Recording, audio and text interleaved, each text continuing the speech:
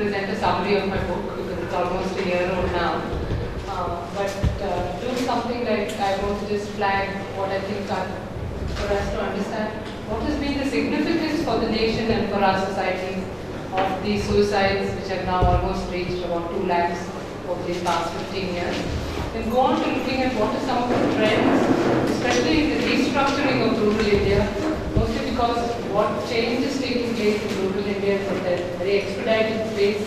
Many of the research bodies, students are not able to even document it and present it. So just tackle some of those what I think are immediate emergent trends that we're seeing. And linked to both of these, as you just said, what are the challenges that we are facing? What do these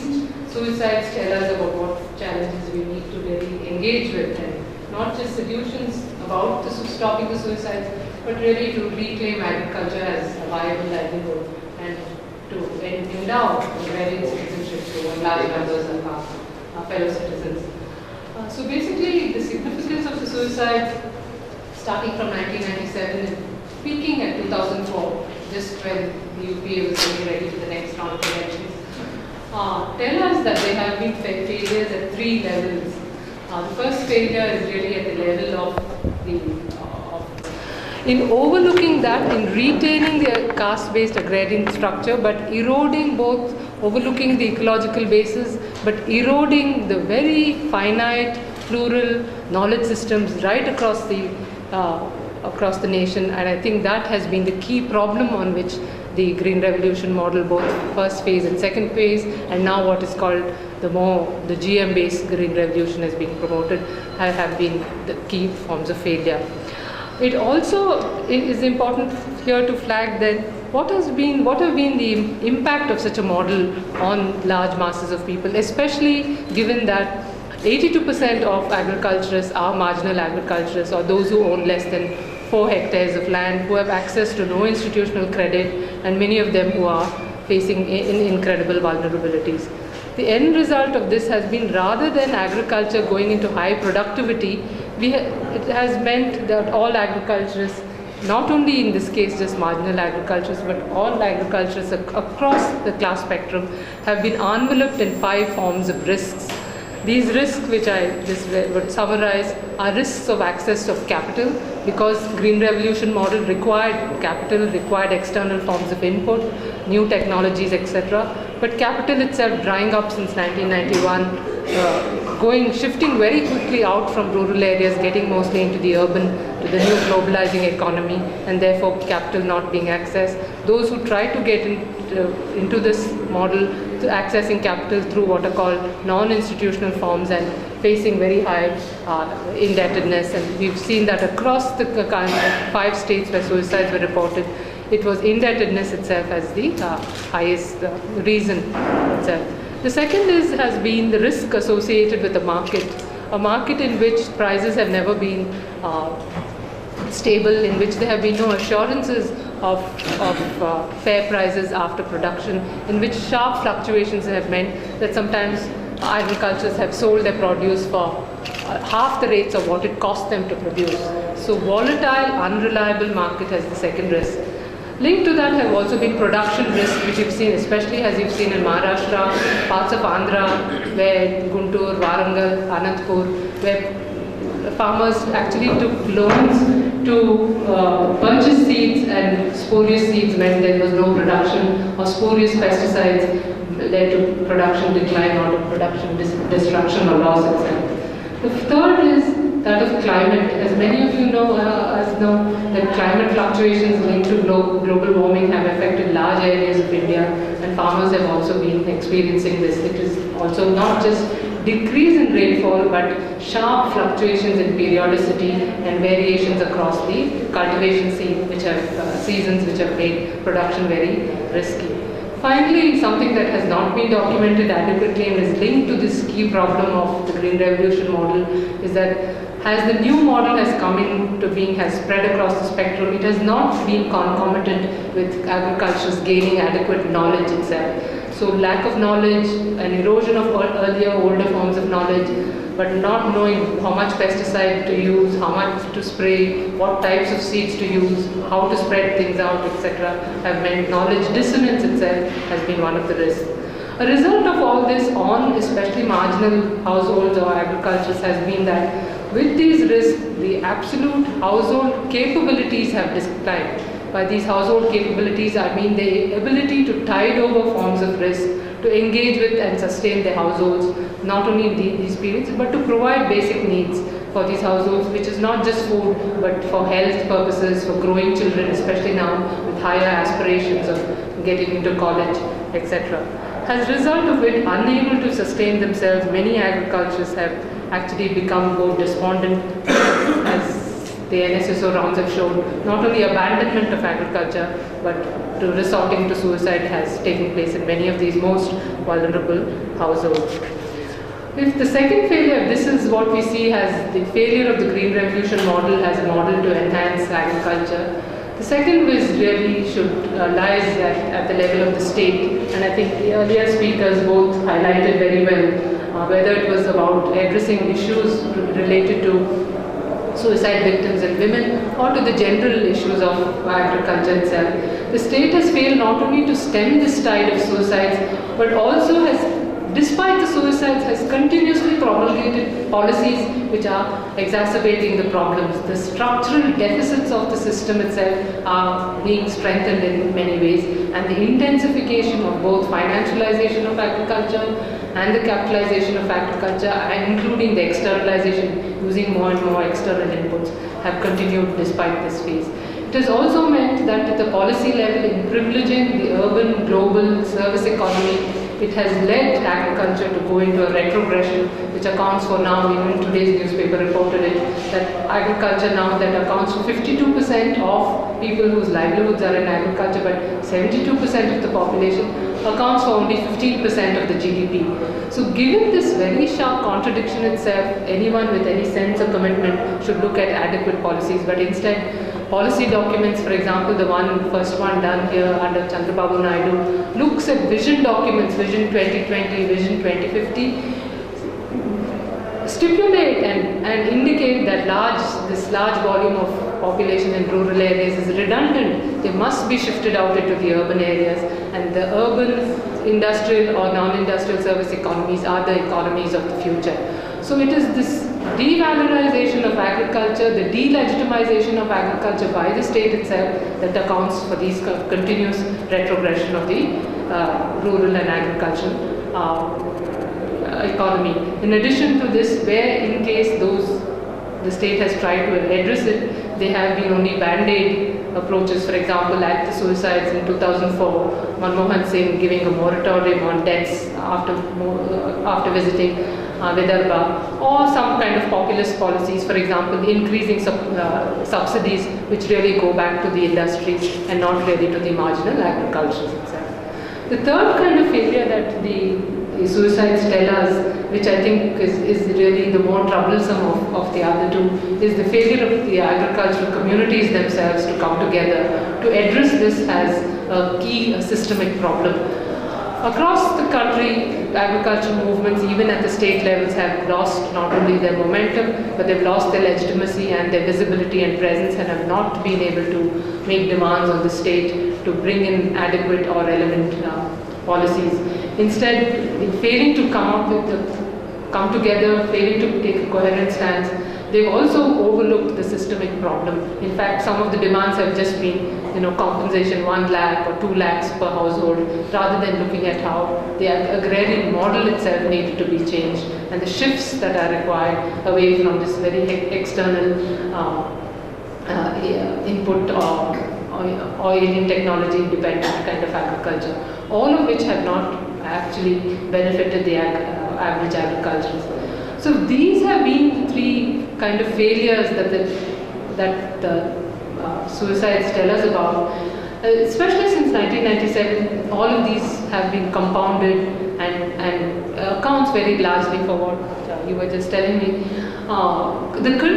continuation of these suicides, which really is not so much just a historical tragedy, but it tells us about the tremendous, it's not even just a crisis or the thing, but the deeper, it has as a symptom of the deeper systemic problem that agriculture is facing and the systemic problems in the political economy of the nation itself. So these are the, just have only quickly flagged what I call the failures. I'd like to come into a little bit more depth about what I think is then, what is this predicament of rural India, what is the predicament of rural agriculture in India especially, and look at some of the features, because I think in this phase of expedited change, if we understand some of these features, I think we would be better able to grasp some of the complexities of these problems, and better we may as citizens be better able to think of some solutions. One is that there is, currently at least as it stands, there is no representative form or image of a Indian village or the Indian village anymore. Given historical reasons, ecological differences, political state-wise, political economy differences, there is a wide spectrum of ruralities now. We have what are multiple ruralities in India. These include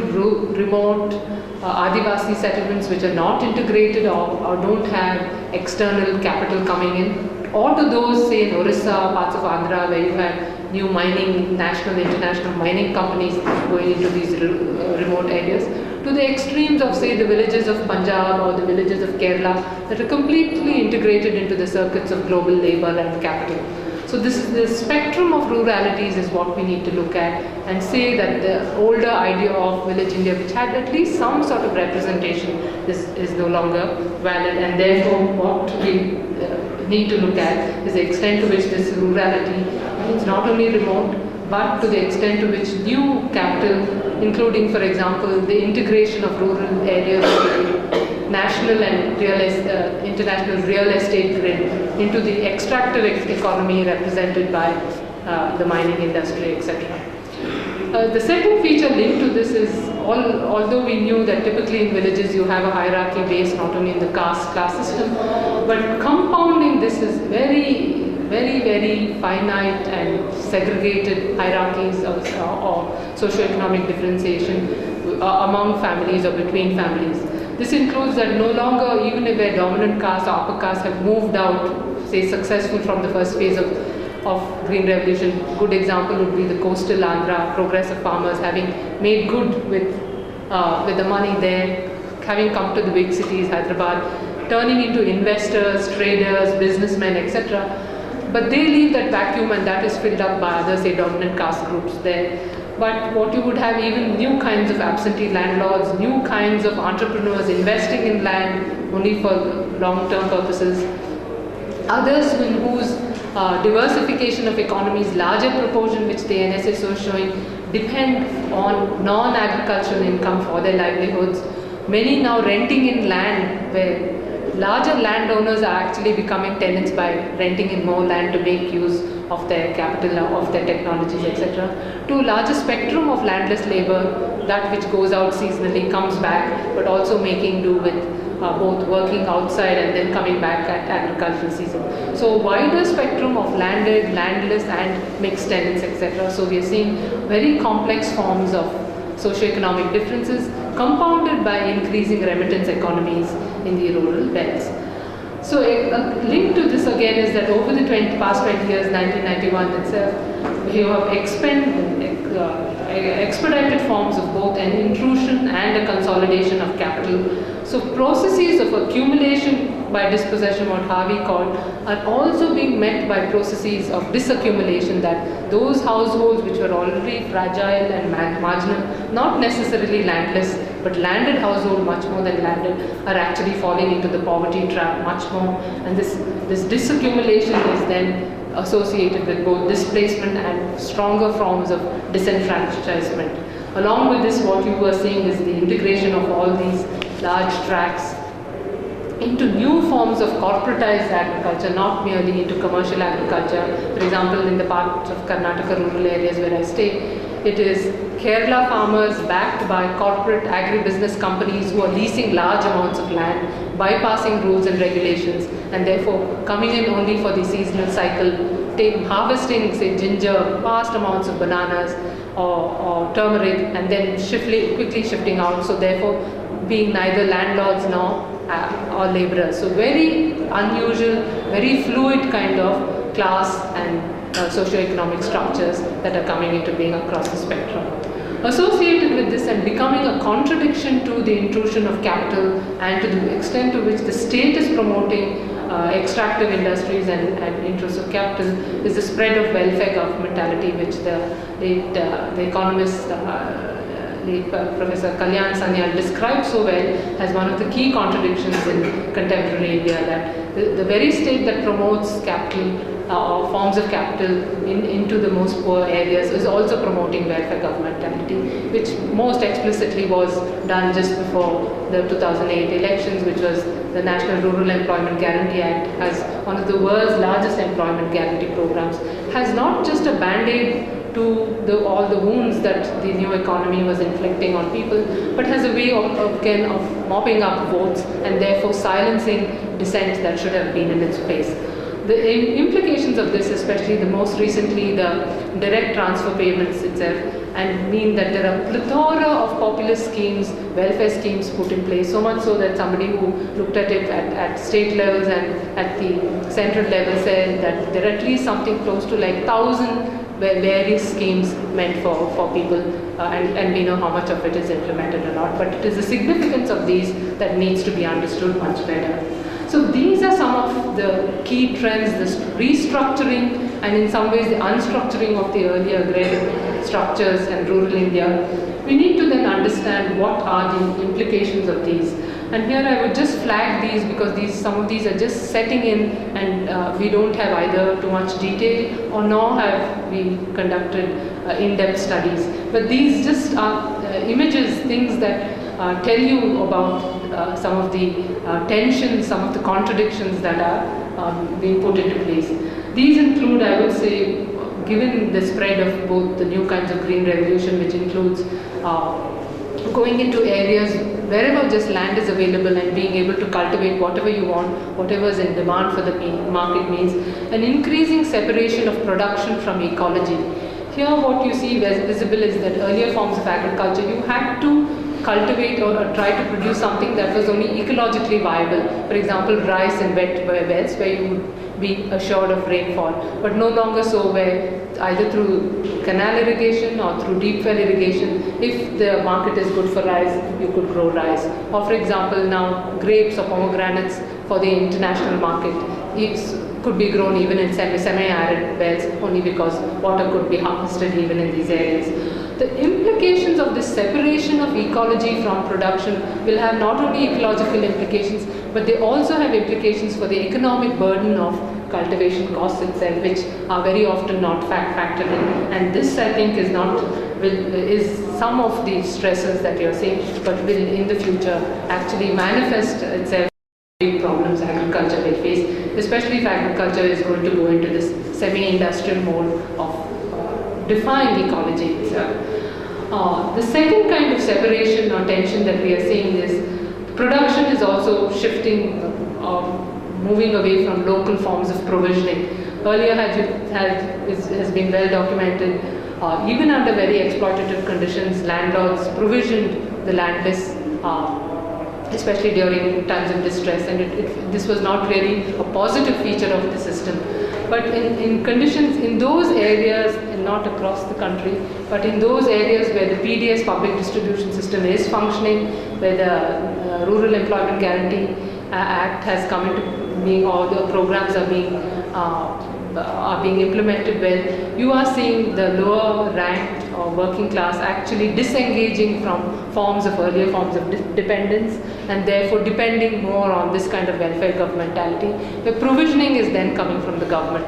This in some ways has had some benefits. For example, just very preliminary studies from Tamil Nadu tell us that no longer are the landless now, especially the Harijans or Dalits, dependent on the landlords. They can now actually move out and work for whoever they would want, because the basic subsistence of food is now being provided by these programs, and therefore there is the earlier forms of exploitation and entrenchment of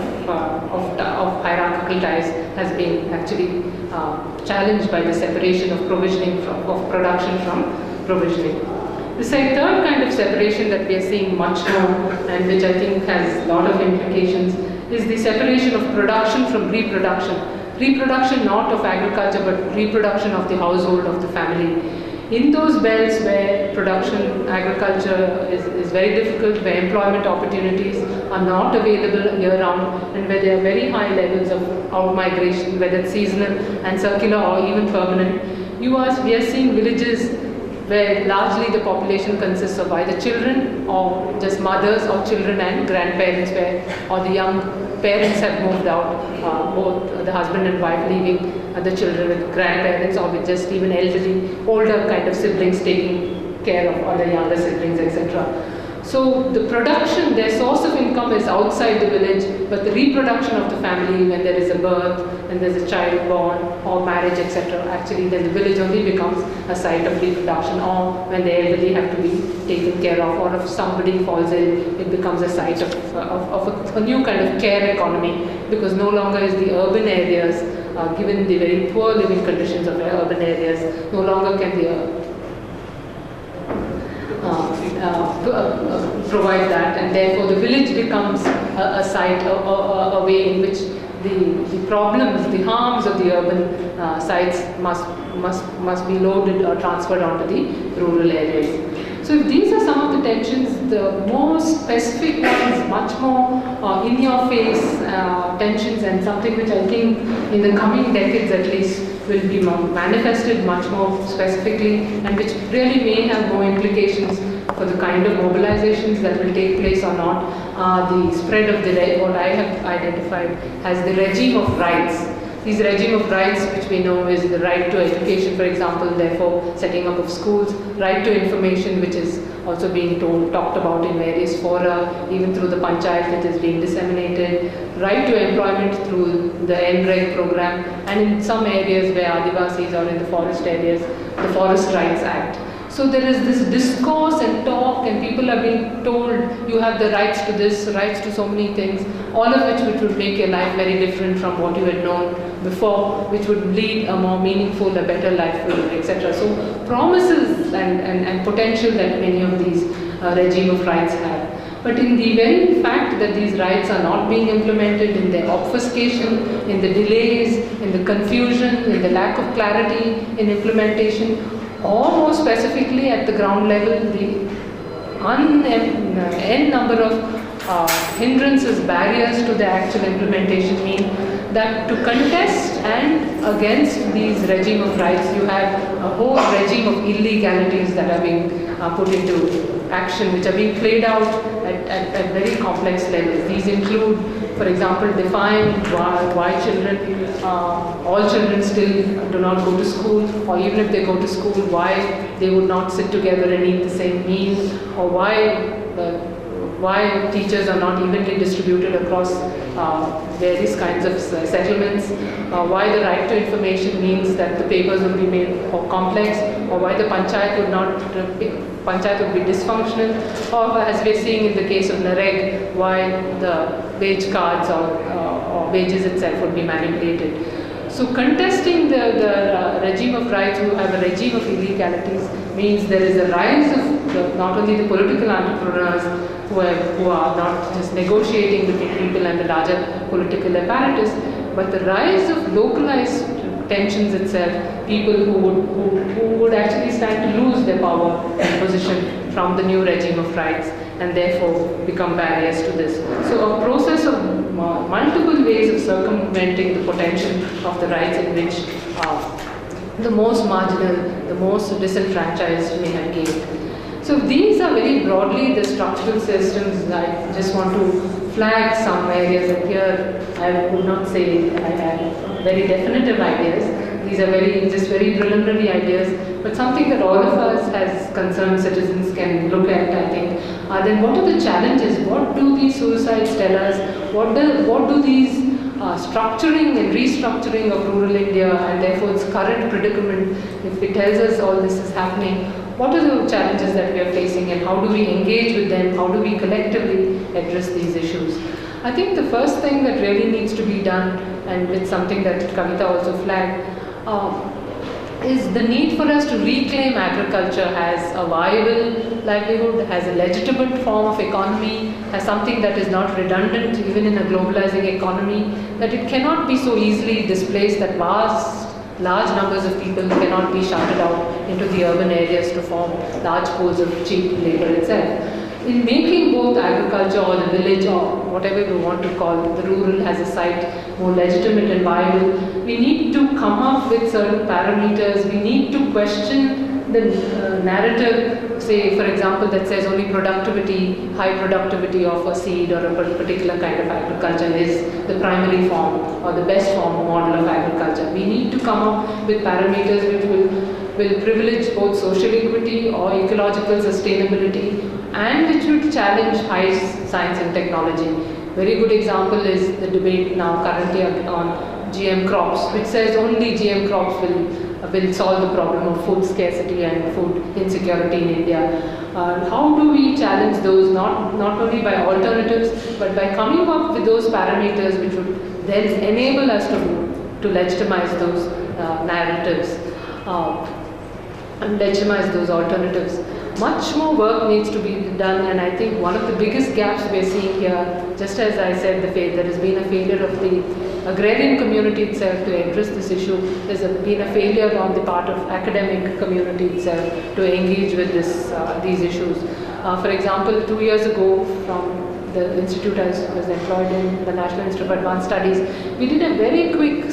review of all the departments across the country, state universities and central universities, to see what is the state of agrarian studies, which used to be quite well known some earlier years. What we found was very shocking, which is not in just agricultural universities, but in many universities, departments of economics, in sociology departments, we found that the agricultural studies were either dropped from the curriculum, or if it was a separate program, say a study in rural sociology had become rural management, which was promoting the market into the rural areas. So a privileging, a reflection of the new kind of political economy into academia itself. We found every time we advertised for youngsters to work on rural issues, we would not get students. Our own students itself, seeing the rural as a place that they did not want to go to, but the metropolitan itself has providing them with sufficient research issues. Very little funding available to do actual in-depth studies. For example, the work that I did from 97 onwards until my book was published, I initially did try to get funds, but there was absolutely no funds available, and we just continued to do the research without funds itself, telling us where the priorities are. Linked to this is also and many other people have looked at this, at a time when our society is so heavily mediatized, where even the most remote hamlet now has a dish TV. The media's representation and coverage of these issues have been so inadequate. And how should it be done? Not just of the suicides as a sorry story or a pathetic story, but continuous coverage of what is happening in rural India, of agrarian issues, of the multiple problems, or even of the potential. For example, some of the very good examples of positive endeavors that are taking place. So it is in this context that if we must reclaim the rural and the rural economy as viable, I think what we must look for is really coming together of multiple players, not just academics or the rural agrarian community, agricultural groups, but also civil societies, as we've seen like KICS or CSA has been doing, but much more involving even elected representatives, involving larger numbers of student groups, to make the rural as not only a site that is legitimate, but really still representing the larger proportion of our nation itself. Apart from this, I would say we need to very strongly assert and make a demand for recognizing agrarian citizenship. What we see, especially over the past 20 years, is a decline, a de-recognition of agrarian citizenship, the pushing the Kisan away from the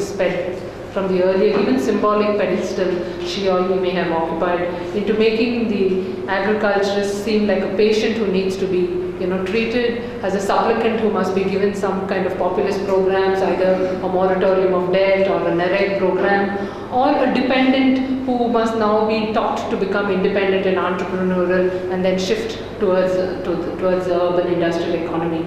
So over the years, what we've seen is the loss of presence, the loss of voice, and the loss of representation of agriculturists. So how should we enable all these three, so much so that the agency of the agriculturist itself must be recognized, and it must be through the agency and the representation of agriculturists that